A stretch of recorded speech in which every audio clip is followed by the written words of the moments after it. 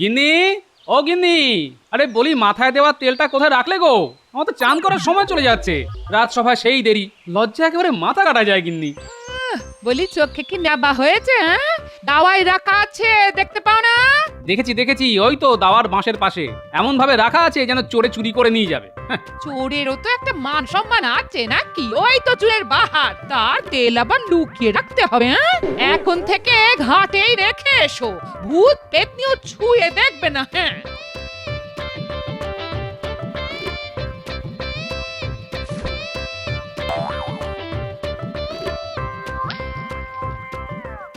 বাহ, তেলটা বেশ ভালো তো গিন্নি, বেশ চটচটে আঠা আঠা।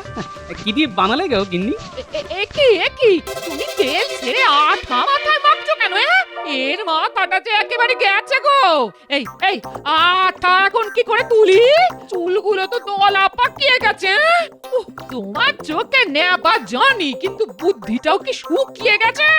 হায় ভগবান, এই অদ্ভুত লোকটাকে নিয়ে আমি কি করবো? আমি কি করলাম? তুমিই তো বললে ওইখানে রাখা আছে, আমি দেখলাম হ্যাঁ ঠিক কথাই বলেছো, ওইখানেই রাখা আছে দুটো শিশি, আমি একটা শিশি খুলে মাথায় মাখলাম, এখন তুমি বলছো ওটা তেল নয় ওটা আঠা, কিন্তু আমার কি দোষ? মাথায় মাখার সময় বুঝলে না ওটা তেল নয় আঠা, এখন দোষ দিচ্ছ আমায়? তবে একটা কথা ঠিকই বলেছো, দোষ আমারই, নইলে এমন একটা বোকা লোকের গলায় মালা দিলাম কেন? এবার দেখবে আমার মাথা থেকে যে যে বুদ্ধিগুলি ঝুলেছিল সেগুলোকে কিভাবে আঠা দিয়ে জোড়া লাগিয়ে দিয়েছি। আর আমাকে বোকা বলতে পারবে না, এখন থেকে এমন চালাকি করব যে তুমিও ধরতে পারবে না। আমি চললাম চান করতে।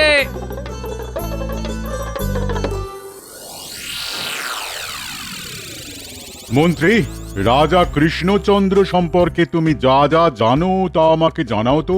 মহারাজের অজানা কিছুই নেই, তবু মহারাজ যখন জানতে চাইছেন তখন বলি। শুনেছি তিনি খুব দয়ালু, তার প্রচুর ধনরত্ন আছে। হ্যাঁ, ব্যাস ব্যাস ব্যাস, আর কিছু জানতে চাই না। তার যে প্রচুর ধনরত্ন আছে তা কি তুমি নিশ্চিত করে জানো? একেবারে নিশ্চিত করে জানি, যে কোনো কারণেই হোক তার হাতে প্রভূত ধন রত্নাদি গচ্ছিত আছে। তার কত পরিমাপ তা তিনি নিজেই জানেন না। মন্ত্রী, তুমি তো জানো রাজকোষের অবস্থা মোটেই ভালো নয়, প্রায় শূন্য হয়ে গেছে। এই অবস্থায় অন্য কোনো উপায়ে রাজকোষে ধনরত্ন আমায় বাড়াতে হবে। অনেক দিন ধরেই আমার ইচ্ছে কৃষ্ণনগরে সিংহাসন দখল করি, কিন্তু তা আর হয়ে উঠছে না। রাজ্য অধিকারের ঝক্কি কি কম? তার চাইতে চেষ্টা করে দেখি রাজার ধনরত্ন কিভাবে দখল করা যায়। হ্যাঁ, এটা তুমি ঠিক কথাই বলেছ। ধনরত্নগুলো হাতিয়ে নিলেই তো ব্যাস ল্যাটা চুকে গেল। হ্যাঁ, কিন্তু তা সেটা কি করে সম্ভব? তার উপায় তুমি বার করো তো দেখি। একটা উপায় মাথায় আসছে মহারাজ। মানে আমরা যদি চারজন ভিক্ষুকের ছদ্মবেশে সশস্ত্র হয়ে রাজা কৃষ্ণচন্দ্রের কাছে আশ্রয় চাই, আমি নিশ্চিত তিনি ফিরিয়ে দেবেন না।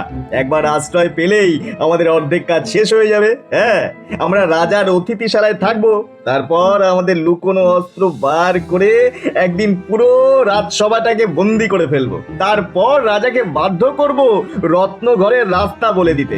রাজা বাধ্য হবেন, ব্যাস আমরা তার সম্পদ লুট করে দেশে ফিরে আসব। কেউ জানতেও পারবে না, বুঝতেও পারবে না। মহারাজ, রাজ্য জয় করার চাইতে অনেক সহজ সম্পদ কেড়ে নেওয়া। হ্যাঁ,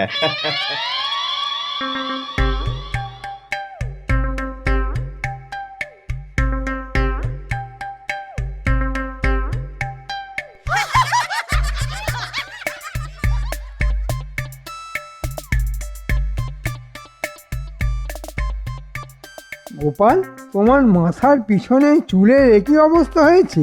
কাক কি ডিম পেয়েছে নাকি? ডিমগুলি ঢেকে রাখার জন্য চুলে কি লাগিয়েছো? অশ্বডিমের তেল? না, আসলে গিন্নি রোজই বলে আমার মাথা থেকে বুদ্ধিগুলি বেরিয়ে নাকি চুলের পাশে ঝুলছে, তাই একটু আঠা দিয়ে আটকে রেখেছি মন্ত্রী মশাই। চমৎকার বুদ্ধি বার করেছো তো। তা যে বুদ্ধি দিয়ে তুমি আঠা দিয়ে মাথায় বুদ্ধি লাগিয়ে রাখো, সেই বুদ্ধিটা তখন কোথায় ছিল? সেই বুদ্ধিগুলি আমি হাতেই রাখি, তাও আঠা দিয়ে আটকে। দেখুন দেখুন আমার হাতটা কেমন চটচট করছে। গোপালের এই বুদ্ধি আঠা দিয়ে আটকে দেওয়াটা দেখে কি এটাই প্রমাণিত হলো যে গোপালের এককালে বুদ্ধি ছিল? মন্ত্রী, বুদ্ধিমানদের বুদ্ধি আঠা দিয়ে আটকে রাখতে হয় না, ঠিক সময় মতো তা প্রকাশিত হয়। মহারাজ, যার ল্যাজ আছে সে কিছুতেই ল্যাজ লুকোতে পারবে না, আর যার ল্যাজ নেই সে আমরণ চেষ্টা করেও তার ল্যাজ বার করতে পারবে না মহারাজ। মহারাজ, গোপালের অর্ধেক কথার মানে আমি বুঝতে পারি না। আপনি আমায় বলুন না, এইমাত্র গোপাল যা বলল তাতে কি আমাকে অপমান করা হলো?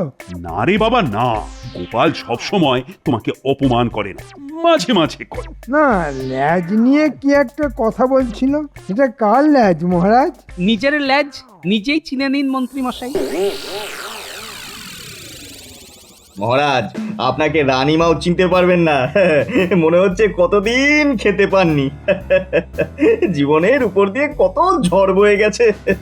আপনি যে একজন মহারাজ তা কেউ বলবেই না। হ্যাঁ, এই কথাটাই তুমি অন্য সময় বললে তোমার গর্দান আমি এক্ষুনি নিয়ে নিতাম, কিন্তু আমি সহ্য করে গেলাম, কারণ এই বেশেই আমাদের কিছুদিন থাকতে হবে। আমিও মহারাজ সেই সুযোগে আপনাকে দুটো কথা শুনিয়ে দিলাম।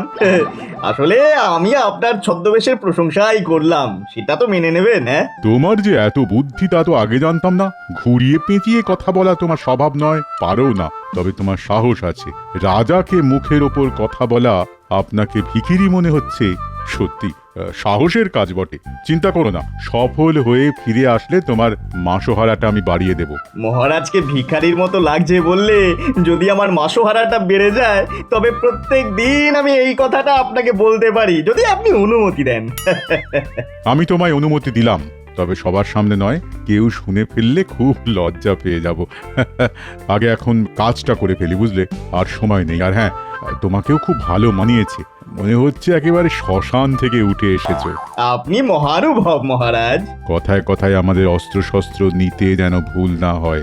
ঝোলার মধ্যে ওগুলো ভরে নিয়েছো তো? সে আর বলতে মহারাজ, ওগুলোর ব্যবস্থা আগেই করে নিয়েছি, চিন্তা করবেন না।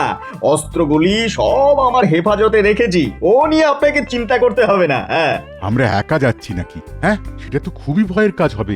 সঙ্গে কারা যাবে? সেরা দুজন অস্ত্রধারী ছদ্মবেশে, ওদের কাছে অস্ত্র থাকবে। যাক, নিশ্চিন্ত হওয়া গেল। চলো এখন রওনা হই। যথা আজ্ঞা মহারাজ।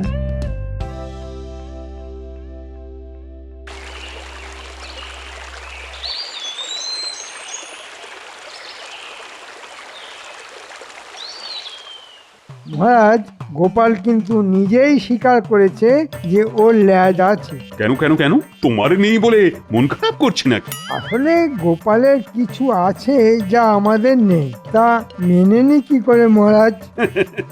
গোপালের বুদ্ধি আছে, তোমার নেই, এই কথাটা তুমি মানতে পারবে তো? একদম মানবেন না মন্ত্রী মশাই, বুদ্ধিতে আমি আপনার নখের যোগ্যও নই। তবে তবে কিনা বুদ্ধি দু প্রকার, একটা সুবুদ্ধি আর একটা কুবুদ্ধি। তা আপনার মাথায় কি আছে সেটা তো আমি জানি না। মহারাজ, আপনার সামনেই গোপাল বলেছে যে আমার মাথায় কি বুদ্ধি আছে সে ওটা জানে না। কু না সু, কোনটার অধিকারী আমি সেটাও ও জানে না। একজন মন্ত্রীর মাথায় সবটাই যে সুবুদ্ধি থাকবে সেটারও কোনো মানে নেই। সুতরাং তোমার বুদ্ধিতে কিছুটা কুবুদ্ধি যে আছে সে ব্যাপারে কোনো সন্দেহ আমারও নেই। মহারাজ, গোপালের মাথায় তাহলে কোন ধরনের বুদ্ধি আছে বলে আপনার মনে হয়? গোপাল মন্ত্রীর কথার কোনো জবাব দেবে কি না দেবে না? মহারাজ, আমার মাথার বুদ্ধিগুলি এই কিছুক্ষণ আগে আঠা দিয়ে জোড়া লাগিয়েছি, এখনো ভালো করে আঠা জোড়েনি। এক্ষুনি কি করে বলি মহারাজ?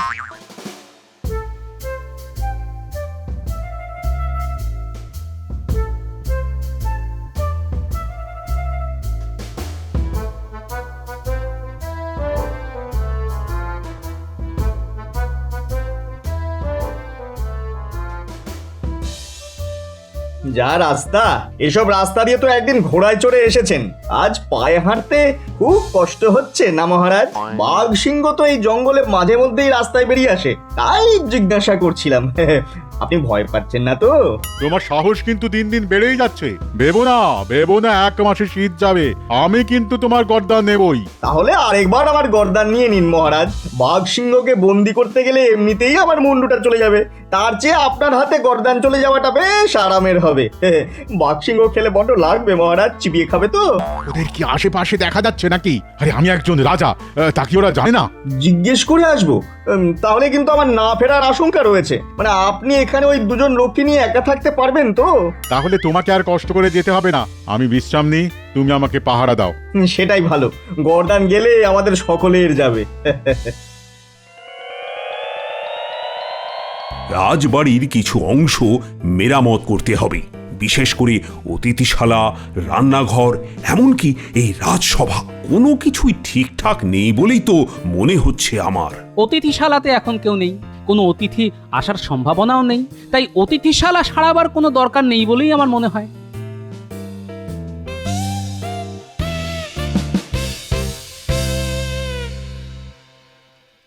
এ কি এরা কারা মন্ত্রী? তোমরা কারা, কোথা থেকে এসেছো, এখানে আসার কারণটাই বা কি? মহারাজ, আমরা সেই দূর দেশ থেকে এসেছি আপনার করুণার প্রত্যাশায়। আমার করুণার প্রত্যাশায়? দেখে তো মনে হচ্ছে বহুদিন খাওয়া হয়নি, মুখে চোখে অত্যাচারের চিহ্ন। তা তোমরা আমার রাজসভায় কেন এসেছো? লোকমুখে শুনেছি আপনি বড় দয়ালু মহানুভব, তাই আপনার কাছেই এসেছি। কেন কেন কেন আমি তোমাদের জন্য কি করতে পারি? আমরা যেখানে থাকতাম সেখানকার রাজা খুব অত্যাচারী, আমাদের জমি জমা কেড়ে নিয়ে দেশ থেকে তাড়িয়ে দিয়েছে। আমরা কতদিন যে কিছু খেতে পারিনি তা আপনাকে বলে বোঝাতে পারবো না।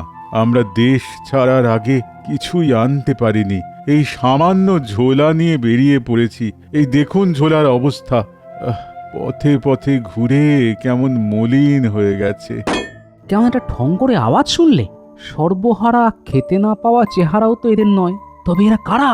আমিও শুনেছি, এটা নিয়ে পরে কথা হবে। মহারাজ কি বলেন সেটা আগে শুনি। আচ্ছা তুমি কি বলো, মানে এদের কি আশ্রয় দেওয়া ঠিক হবে? মানে এদের তো চিনি না, জানিও না। না মহারাজ, আমার জানি কেমন কেমন লাগছে, মনে হয় ওদের আশ্রয় দেওয়া খুব একটা বুদ্ধিমানের কাজ হবে না। এটাই হচ্ছে গোপালের দোষ, সবাইকে সন্দেহের চোখে দেখা ঠিক নয়। আমরা দেখতেই পাচ্ছি এই লোকগুলোর কি চেহারা হয়েছে, এদের দেখে গোপালের মনে কি একটুও মায়া মমতা হচ্ছে না? বিজ্ঞানী তুমি কি বলো, এদের অতিথিশালায় থাকতে দেওয়া উচিত নাকি উচিত নয়? অচেনা অজানা কাউকে এই রাজবাড়ির অতিথিশালায় আশ্রয় দিলে ওই রাজার নিরাপত্তা বিঘ্নিত হতে পারে। ওই আর একজন এখানে জুটেছে। বিজ্ঞানী মশাই, এটা রাজসভা না গোপালের বাড়ির উঠোন যে সব গোপালের কথায় তোমায় সায় দিতে হবে?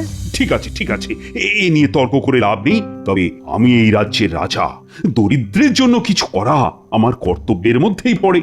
এক্ষেত্রে আমি এদের অতিথিশালায় থাকার ব্যবস্থা করছি। যতদিন না এদের কোনো কাজে লাগাতে পারি ততদিন ওরা এখানেই থাকবে।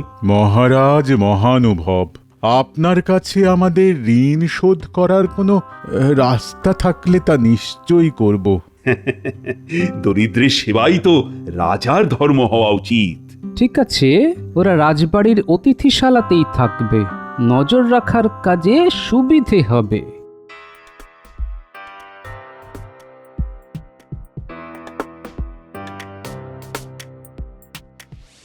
গোপাল, এই অতিথিদের ব্যাপারে আমারও সন্দেহ আছে। মনে হয় তুমি ঠিক কথাটাই বলছো। বিজ্ঞানী মশাই, আমার মন যা বলে তা আজ পর্যন্ত কোনো দিনও ভুল হয়নি। আমি ওই শব্দটা পেয়েছি বলেই সন্দেহ আরো প্রবল হলো। আসলে প্রথম থেকে আমার মনে হচ্ছিল এদের মধ্যে কোথাও যেন একটা মিথ্যে লুকিয়ে আছে। তোমার কথার সঙ্গে আমি একমত। আচ্ছা, ওই ঠং শব্দটা আসলে কিসের হতে পারে বলে তোমার মনে হয়? থালা বাটির আওয়াজ আমি জানি, গিন্নির দৌলতে কম থালা বাটি তো আমার মাথা লক্ষ্য করে ছোড়েননি, তাই এই শব্দটা আমি চিনি, এটা অন্য কিছুর শব্দ। সেটা কি হতে পারে বলে তোমার মনে হয়? আমার মনে হয় অস্ত্র। রাজসভায় থাকি বলেই অস্ত্রের আওয়াজটাও আমার খুব চেনা। সর্বনাশ, তবে তো আমাদের সমূহ বিপদ। মহারাজ যে কোনো মুহূর্তে আক্রান্ত হতে পারেন। সেটি হবার জো নেই। আমি একটা বুদ্ধি বার করেছি, কিন্তু দেওয়ালেরও কান আছে। আপনি বরং আমার কাছে আসুন, কানে কানে বলি। এই একদম তোমার মুখের কাছে কান নিয়ে গেলাম, এবার ফিস ফিস করে বলো।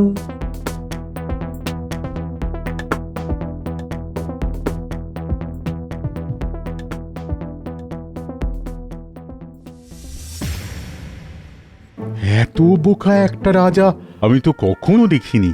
আমাদের এক কথায় একেবারে অতিথিশালায় স্থান দিয়ে দিল। মহারাজ, উনি বোকা না হলে আমরা চালাক হতে পারতাম, হ্যাঁ? এটা ঠিক কথা বলেছ মন্ত্রী, কিন্তু আমাকে কি দেখেছো এরকম অচেনা কাউকে এভাবে আশ্রয় দিতে? না মহারাজ, আপনি চেনা লোককেই আশ্রয় দেন না, তা অচেনা কাউকে কিভাবে রাখবেন? তাহলে তুমিই বলো, কে বেশি বুদ্ধিমান, আমি না কৃষ্ণচন্দ্র? এ আপনি কার সঙ্গে তুলনা করছেন? সূর্যের সঙ্গে লম্ফের, হ্যাঁ? এটা একেবারে ঠিক কথা বলেছ। আমি সূর্য আর কৃষ্ণচন্দ্র হলো তেলের লম্ফ। যাক যাক, তোমার গর্দান নেওয়াটা তাহলে আপাতত স্থগিত রাখা হলো। এই দেখ, দুটো বালতি, এর মধ্যে বিজ্ঞানীর বানানো একটা তরল পদার্থ আছে। আমি এক্ষুনি বার হব, নিজের চোখে সব দেখে কি করতে হবে তা তোদের বলে দেব। তোরাও আমার সঙ্গে চল বালতি নিয়ে। সাবধান, বালতি থেকে তরলটা যেন পড়ে না যায়, সেদিকে খেয়াল রাখবি। হ্যাঁ হ্যাঁ, কিন্তু আমরা কি রাজবাড়িতে যাচ্ছি? না হলে আবার কোথায় যাব? রাজবাড়িতেই তো বিপদ অপেক্ষা করে রয়েছে। ঠিক আছে দাদু।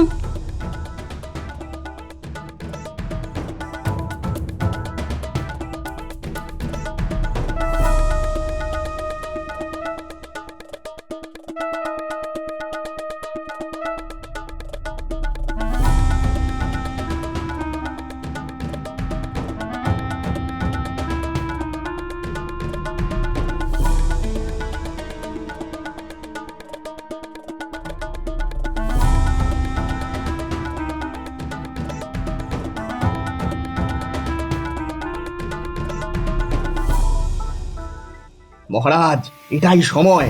প্রহরীরা সব ঘুমিয়ে পড়েছে। রাজা কৃষ্ণচন্দ্র নিশ্চয়ই শোবার ঘরে চলে গেছেন। রাজাকে বন্দি করার এটাই উপযুক্ত সময়। তাহলে আমাদের অস্ত্র শস্ত্র সব ঠিক আছে কিনা একবার পরীক্ষা করে নাও তো মন্ত্রী। রক্ষীদেরও তাই করতে বলো। তোরা এই তরল পদার্থটা ফেলে দিসনি তো? না না দাদু, এক ফোঁটাও মাটিতে ফেলিনি। এখন বললো কোন দিকে যাব? ওই ওই ওই অতিথিশালার দিকে। তোরা চিনবি না, আমার সঙ্গে চল।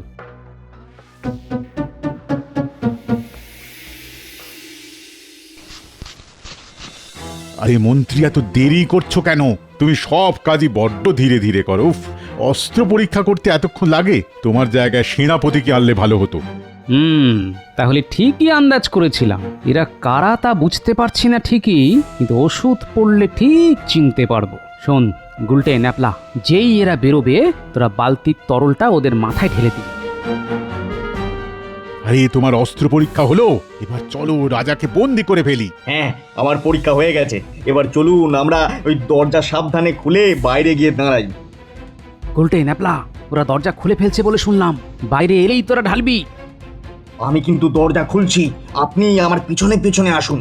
না না, আমি আগে যাব। মনে রেখো, আমি রাজা, আমি যাব তোমার পেছনে, এটা হতেই পারে না।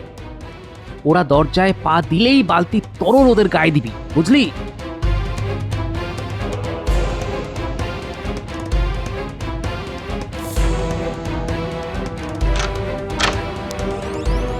এই আমি দরজার বাইরে পা রাখলাম, তুমি আমার ঠিক পেছনে দাঁড়াও। উল্টে, এবার ঢেলে দে। এ কি আমার মাথায় কে যেন কিছু ঢাললো? আরে আমি তো মাটি থেকে পাই তুলতে পারছি না। কি হলো মন্ত্রী? আরে আরে, আমারও তো সেই একই অবস্থা। কি ভুতুরে অবস্থা রে! নড়তে চড়তে পারছি না তো। এখন কি করব? আমার ইচ্ছে করছে এখানেই তোমার গর্দান নেই, কিন্তু হাতটাই তো তুলতে পারছি না। কি করে তোমার মুন্ডুচ্ছেদ করব? তোমার বুদ্ধিটা নেওয়াই আমার ভুল হয়েছে দেখছি। ন্যাপলা, গুলটে, এক্ষুনি মহারাজকে খবর দিতে হবে। চল, দৌড় লাগাই। তাই করি, চলো। তুমি একটা গর্ধপ, মরকট, বলদ, মোষ। আমি তোমাকে মন্ত্রী পদ থেকে বরখাস্ত করলাম। মহারাজ মহারাজ মহারাজ তাড়াতাড়ি বাইরে আসুন, বামাল সমেত ডাকাত ধরেছে। কি ব্যাপার গোপাল, এত রাতে? যাদেরকে আপনি ভিখারি ভেবে আশ্রয় দিয়েছিলেন তারা ধরা পড়েছে, দেখবেন চলুন।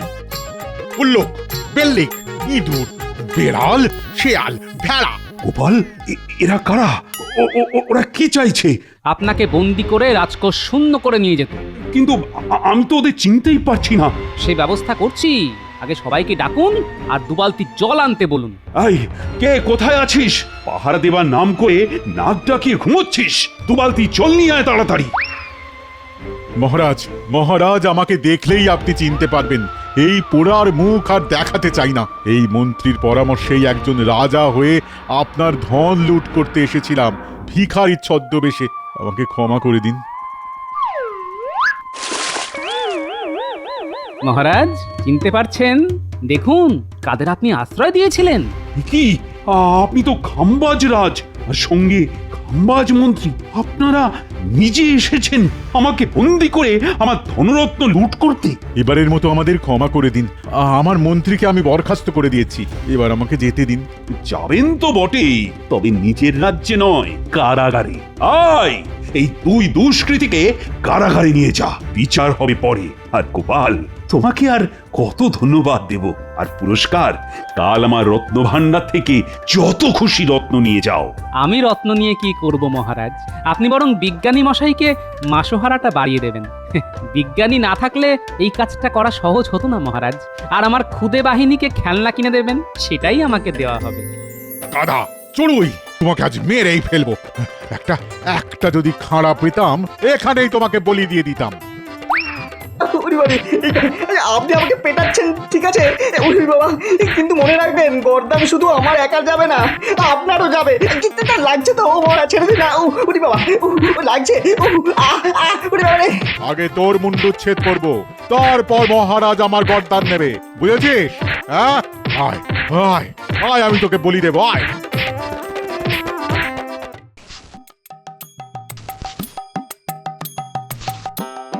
গিন্নি গিন্নি কোথায় গেলে গো? তোমার সংসারের ঘানি টানছি। হ্যাঁ, কি তোমার মাথার চুলগুলো আগের মতো হলো কিভাবে? হ্যাঁ, আরে বিজ্ঞানীর খাড় মেখে আমার বুদ্ধিগুলি সব মাথার মধ্যে ঢুকে গেছে, এখন আর আঠা লাগাতে হবে না। তোমার আঠা তোমার কাছেই থাকুক, বুদ্ধি কমে গেলে ওই আঠা আমার লাগবে, সাবধানে রেখো কিন্তু।